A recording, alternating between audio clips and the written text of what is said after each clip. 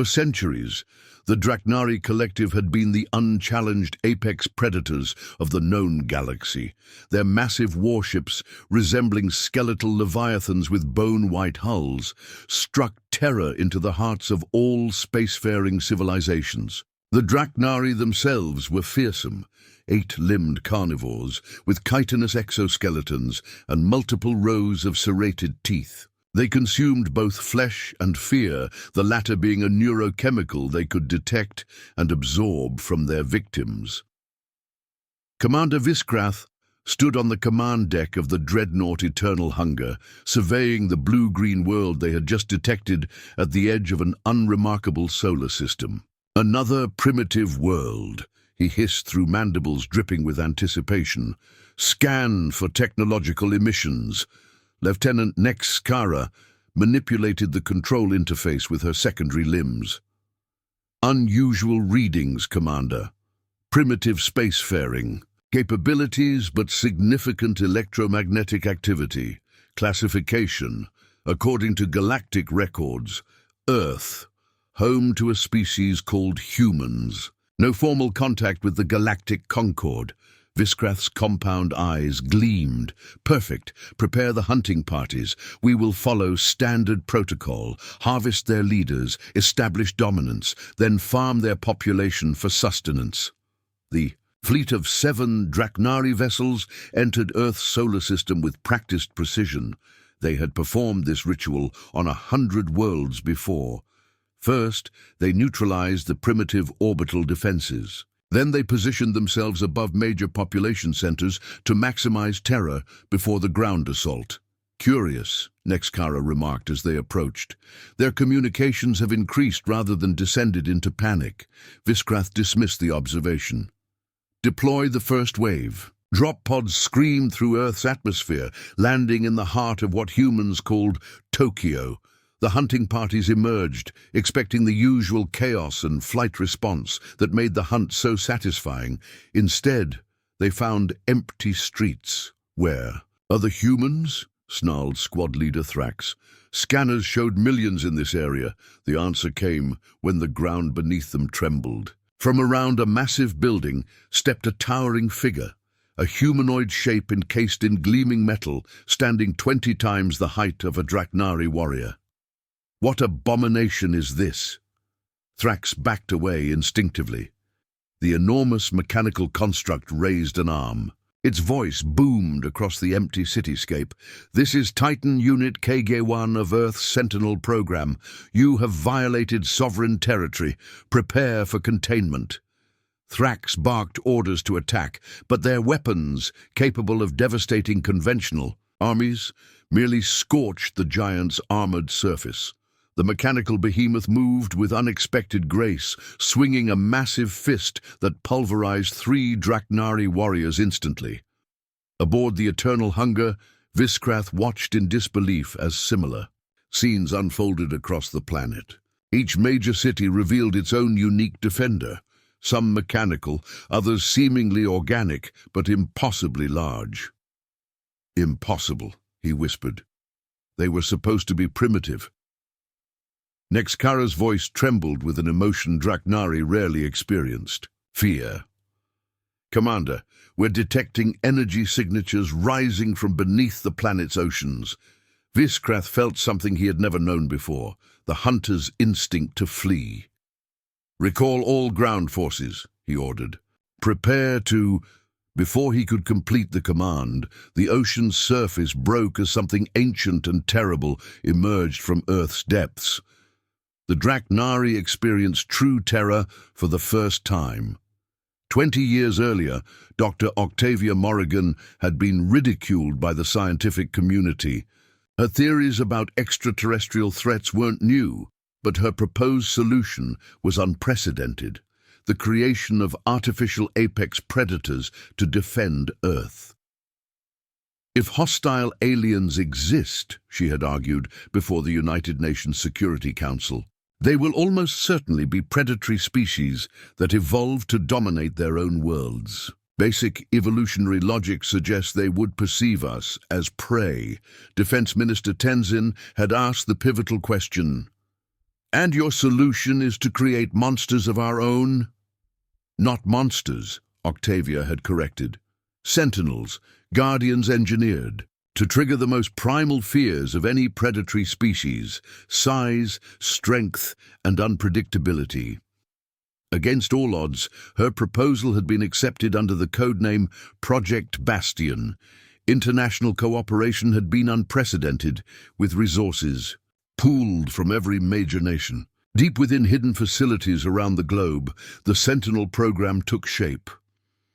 Now, as the Draknari invasion unfolded, Octavia stood in the central command bunker beneath Mount Yamantau, watching holographic displays of the battle raging across the planet. Titan units performing as designed, reported Admiral Rashid. Tokyo, New York, and Moscow Sentinels have neutralized the first wave of invaders. Colonel Davalos nodded grimly. Beijing's Colossus has sustained damage but remains operational. The orbital data confirms 7 alien vessels in high orbit. Octavia studied the biological readings from captured Draknari specimens. As we hypothesized, apex predators with heightened fear response detection, they literally feed on terror. She smiled thinly. They came expecting frightened prey. Instead, they found our nightmares waiting for them, finished Admiral Rashid. The Sentinel program had created 3 categories of defenders: the Titans, humanoid mech suits piloted by elite teams; the Colossi, genetically engineered creatures with adaptive DNA sequencing; and most terrifying of all, the Leviathans, ancient deep-sea organisms discovered and awakened from dormancy in Earth's oceanic trenches. Octavia turned to Communications Officer Pelayo. Activate all Leviathan units. It's time to show these predators why Earth was never their hunting ground. Across the planet's oceans, sleeping giants stirred. In the North Pacific, Leviathan Alpha rose from its underwater hangar, its form reminiscent of ancient sea dragons from human mythology. In the Atlantic, Leviathan Beta, a massive tentacled entity with a shell harder than diamond, breached the surface, water cascading off its miles-long form. Admiral Rashid opened a channel to all Earth forces. Phase 2 initiated. Terrestrial defense complete. Commence counter-offensive. In Tokyo, Titan Kage-1 fired its jump thrusters, leaving the conquered Draknari ground forces to the military cleanup crews. All across Earth, the Sentinels began their ascent toward the alien fleet. Aboard the Eternal Hunger, Viskrath watched in horror as Earth's defenders took to the skies, no longer merely defensive but coming for them. For the first time in Draknari history, they were about to become the hunted. The Draknari fleet regrouped in high orbit, their initial shock giving way to tactical calculation. Commander Viskrath had not become the collective's most decorated. Hunter by succumbing to fear, launch all fighter squadrons, he ordered. Target their ascending defenders with concentrated fire. These abominations must have weaknesses. The void between Earth's atmosphere and its moon soon filled with thousands of dart-shaped Draknari interceptors, their energy weapons painting deadly patterns across the darkness. They swarmed around the rising Earth Sentinels like parasites, attacking larger hosts. From Central Command, Octavia watched the battle unfold. They're adapting faster than we anticipated, she noted with professional detachment. Tactical. What's the status of our orbital platforms? General Orlov, head of Earth's space defenses, stepped forward. ODP network at 97% combat readiness. Awaiting your command. Activate the grid. Hundreds of seemingly insignificant satellites suddenly powered up across Earth's orbital space. What the Draknari had dismissed as primitive communications technology revealed their true purpose: a network of energy projectors that created interlocking fields between them. Orbital Defense Platform Network active, reported Colonel Davalos. Shield harmonics synchronized with Sentinel signatures. The effect was immediate and devastating. As Earth's defenders passed through the energy grid, they were temporarily encased in protective fields. The Draknari weapons fire dissipated harmlessly against the shields. Titan KG-1, piloted by Commander Reyna Katri, was the first to reach space. Her voice came through the command center, engaging primary targets, requesting targeting data on their command vessel. Admiral Rashid sent the information directly to her neural interface. Confirmed, the bone-white dreadnought is their flagship. Designation: Eternal Hunger. KG-1's massive form, now adapted for space combat, propelled itself toward the Draknari fleet. Its armor panels shifted, revealing weapon systems specifically designed to counter extraterrestrial biology. From its back, 6 energy cannons deployed, each targeting a different enemy fighter. Aboard the Eternal Hunger, Viskrath watched with growing concern as the impossible battle unfolded. How are they doing this? No prey species develops defenses of this magnitude. Lieutenant Nexkara's analysis was grim. Commander, intercepted communications suggest they've been preparing for this.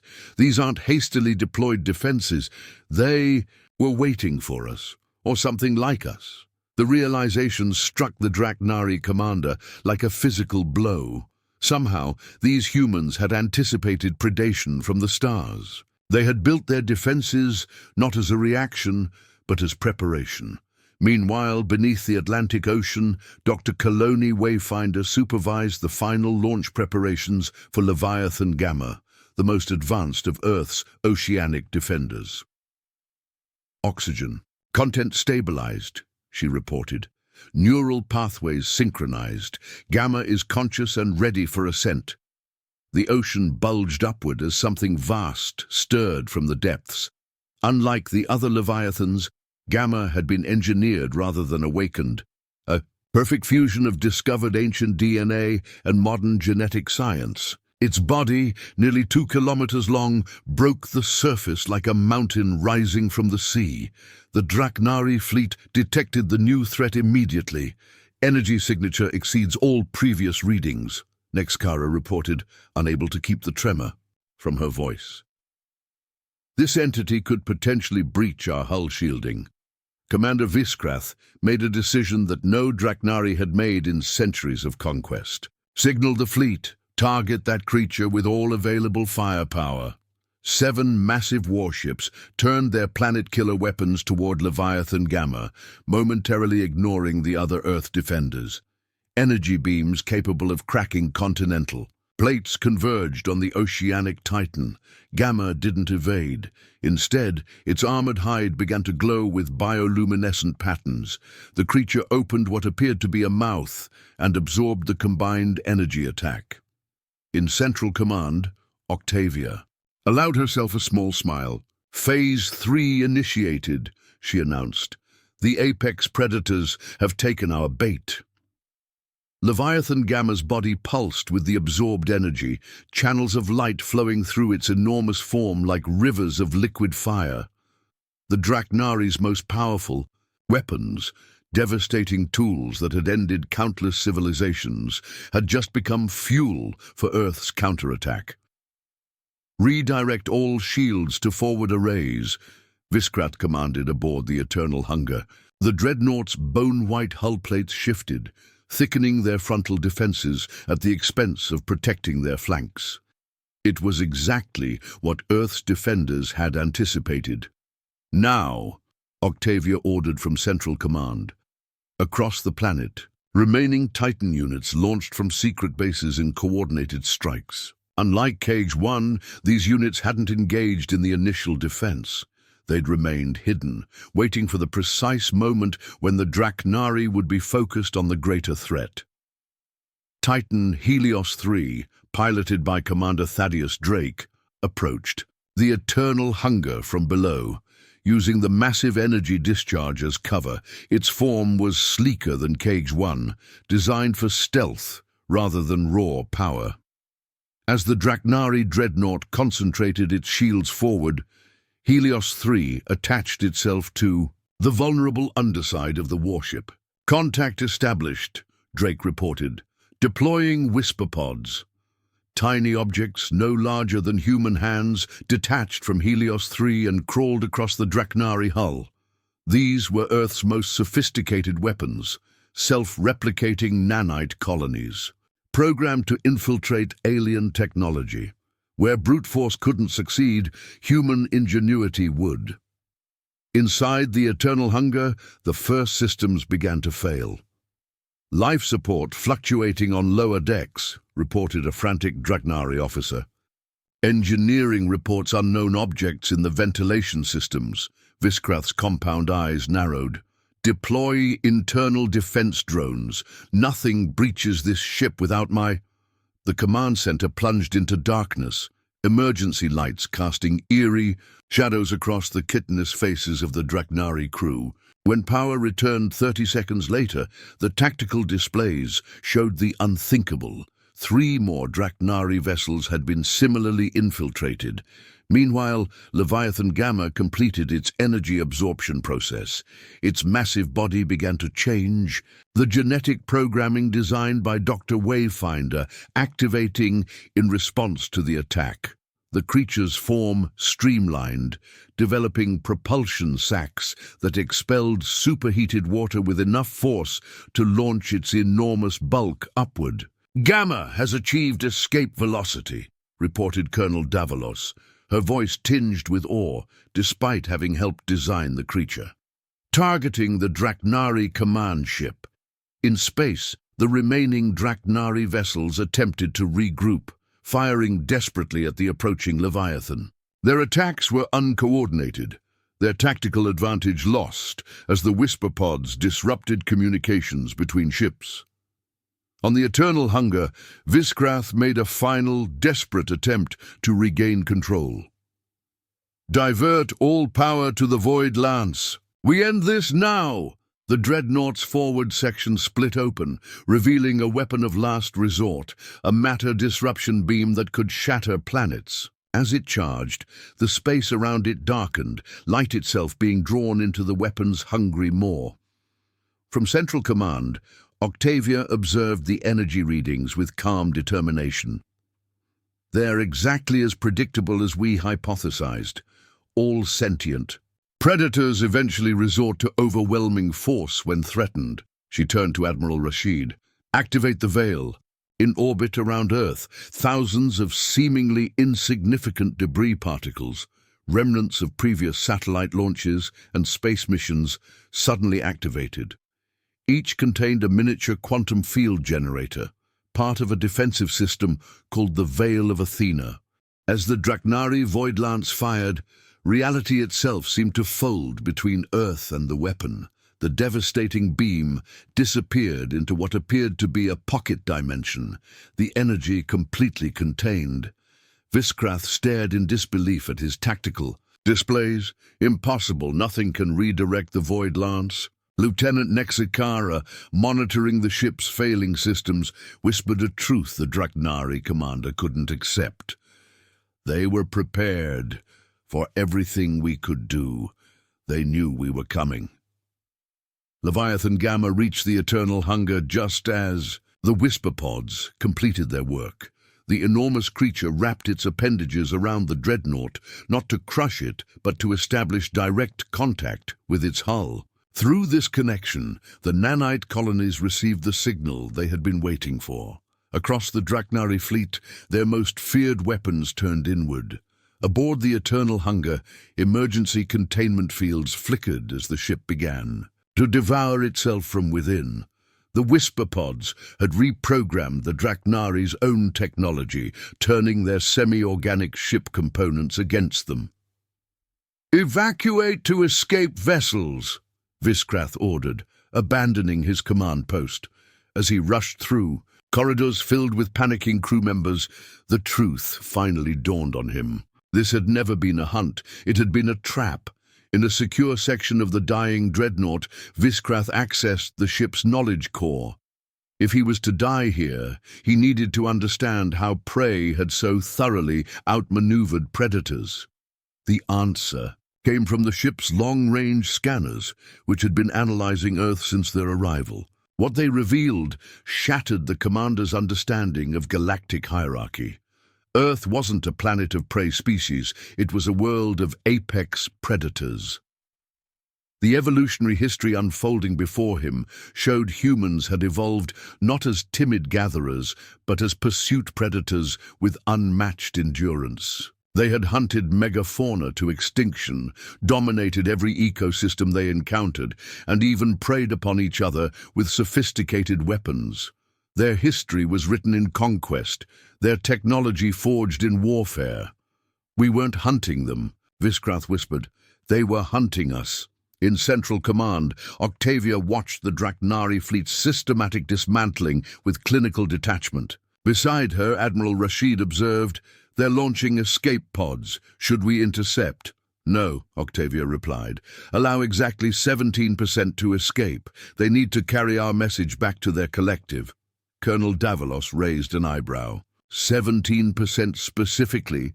Our psychological models indicate that's the optimal number to maximize the terror response while ensuring messenger survival. Too few, and they might be dismissed as cowards. Too many, and they might believe they have a fighting chance in future encounters. The cold calculation behind her words silenced the command center. This was why Octavia had been chosen to lead. Project Bastion. Her understanding of predator psychology extended beyond the scientific into the realm of the terrifying.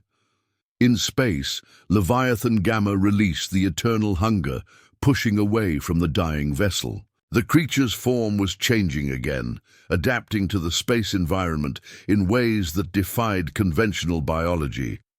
It had served its purpose as a weapon, but its secondary function was about to begin. As the Draknari escape pods fled, Gamma began, broadcasting on frequencies the aliens would understand, not words, but images and sensations. It showed them Earth's true history. Ice ages survived, diseases conquered, countless species driven to extinction. It showed humans hunting the largest creatures of their world to death with nothing but sharpened sticks and endurance. Most terrifying of all, it showed them humanity's greatest predatory trait. They never stopped. Where other predators might abandon difficult prey, humans would track for days, relentless until their target collapsed from exhaustion. In his escape pod, Viscrath received these transmissions with growing horror. The final image seared into his mind was a human historical scene. Primitive hunters standing triumphantly over mammoth carcasses, their tiny forms dwarfed by their massive prey, their expressions showing not fear, but satisfaction. As his pod accelerated away from Earth, Viscrath understood with perfect clarity the Draknari collective had not found a new hunting ground. They had awakened something ancient and terrible that had been waiting for worthy adversaries. They had given humanity its first taste of interstellar predation, and humans had revealed themselves to be something the galaxy had never seen before. Apex. Predators who pretended to be prey. 3 standard galactic months after the Earth incident, the High Council of the Draknari Collective convened in their hollowed-out asteroid fortress deep in the Scarab Nebula.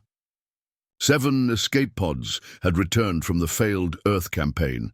Exactly 17% of those launched, precisely as Octavia Morrigan had calculated.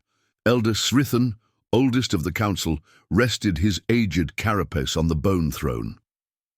"Commander, Viscrath, explain how the mightiest fleet in the outer spiral was defeated by a species that has barely left its own atmosphere." Viscrath, stripped of rank and dignity, stood before them with 4 of his 8 limbs removed, the traditional punishment for failure. Yet he spoke with the clarity of one who had glimpsed a terrible truth. They were waiting for us, not just for the Draknari, but for any species that came as conquerors. His remaining limbs trembled. The humans are not what they appear to be. They are not prey. They have never been prey. He activated a neural projector, showing the Council the images Leviathan Gamma had broadcast. The chamber fell silent as the Draknari witnessed humanity's evolutionary journey, not as cowering gatherers, but as relentless hunters who had claimed their world through persistence and creativity. "Their planet is a death world," Viskrath continued, "where most sentient species evolved in hospitable environments. Humans emerged from a crucible of constant threat. Their bodies are inefficient, their claws vestigial, their teeth dull. Yet, they dominated their world through something more dangerous than physical prowess. Which is?" Elder Kisrithan leaned forward. "They weaponize their terror." Viskrath's voice dropped to a whisper. "They study what frightens them, then transform it into defenses. The monsters they created to fight us were manifestations of their own evolutionary fears. Giant predators from their oceans, massive hunters from their ancient past, and machine forms that amplify their limited physical capabilities." The council chamber erupted in debate, but fell silent when the central communication array activated. An unauthorized transmission was being received. From Earth, Dr. Octavia Morrigan's face appeared before the assembled Draknari leadership. Somehow, she had located their most secret meeting place. "Greetings, Draknari Collective," she said calmly. "I trust Commander Viskrath has delivered our message, but allow me to clarify our position. Earth is not declaring war against your species or your allies. We are simply establishing a new natural order." Elder Rithan's mandibles clicked in fury. "How dare you? Your ships carried detailed maps of your territory," Octavia continued, as if uninterrupted. "We now understand the composition of the galactic concord and the predatory hierarchies that have dominated interstellar relations. This system ends today." Behind her appeared holographic displays showing Titan units and Leviathans being loaded onto massive ships, vessels far larger than anything the Draknari had brought to Earth. These were generation ships designed for long-term deployment. "We have launched our sentinels to every world your fleet had targeted for hunting. Each has been modified to defend those species, with explicit instructions to respond proportionally to any aggression. This is not negotiable." The Council's strategic advisor leapt forward. "You cannot enforce this. The space between systems is vast. Your ships would take centuries to reach the outer colonies." Octavia's smile sent chills through the assembled Draknari. "Did Viskrath explain how we found your council chamber?" "No. Our whisper pods mapped your faster-than-light communication network before we allowed your escape pods to leave. We've been listening to everything, and now we can travel anywhere your signals reach." On screens across the chamber, reports flooded in from across Draknari space. Human vessels were appearing near major worlds, deploying Earth's monstrous defenders to protect former hunting grounds. The galaxy's apex predators were being systematically contained. "Humanity has decided on its role in the galactic community," Octavia concluded. "We are not conquerors or exterminators. We are conservationists. Every sentient species deserves the chance to evolve without becoming prey. The age of interstellar predation is over." The transmission ended, leaving the Draknari Council in stunned silence. In the years that followed, the galaxy transformed. The Sentinels of Earth established what became known as the Conservation Accord, a new interstellar agreement that protected developing civilizations from predatory species. Ships bearing the Earth insignia patrolled former hunting grounds, their holds carrying monsters engineered specifically to counter any threat. Commander Viskrath, rather than being executed for his failure, became the Draknari ambassador to Earth. He understood better than any of his kind that fighting humans was futile, not because they couldn't be killed, but because they had transformed the very concept of terror into their greatest weapon. Across the galaxy, formerly preyed-upon species emerged from hiding, developing their unique technologies and cultures without fear for the first time. Many joined the Conservation Accord, contributing their own guardians to the growing network of protection. And on distant worlds, when young ones asked why they were now safe from the monsters that had once hunted their ancestors, they were told the same story, because the humans released their own monsters, creatures born from their nightmares and forged in their laboratories, and nothing in the galaxy has terrified the predators since. In the command center beneath Mount Yamantau, now expanded into the headquarters of the Conservation Accord, Dr. Octavia Morrigan stood before a holographic display of the known galaxy. Worlds once marked as hunting grounds now glowed with the blue light of protected status. Was it worth it? Asked Admiral Rashid, now significantly older but still at Octavia's side. Creating such nightmares, becoming the very predators we sought to stop. Octavia watched as reports came in from across the stars, new civilizations emerging, former prey species developing space travel, even reformed predator worlds contributing positively to galactic society. "We didn't become the predators," she replied. "We became something the galaxy had never seen before, apex protectors. We took our deepest fears, the monsters that haunted our evolutionary memory, and gave them purpose." She gestured to a display showing the latest Titan designs and Leviathan variants, each more specialized and formidable than the last. Humanity's greatest strength was never our technology or our violence. It was our ability to transform our terror into determination. Across the galaxy, Earth's monsters stood watch, not as conquerors, but as guardians of a new era where no intelligent species would know what it meant to be prey. The predators had been reminded of an ancient truth they had forgotten. Sometimes, the most dangerous creature is not the one that attacks first, but the one that has prepared to be attacked, and nothing had been the same since.